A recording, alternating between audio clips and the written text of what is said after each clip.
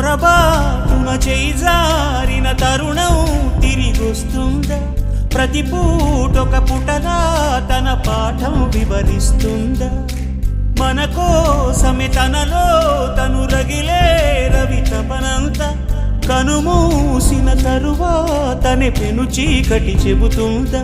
కడతేరని పయనాలెన్ని, పడదోసిన ప్రణయాలెన్ని అని తిరగే ఛాయా చరిత పుటలు, వెనుచూడక ఉరికే కథలు, తమ ముందు తరాలకు స్మృతుల చితులు అందించాలా ప్రేమికులు.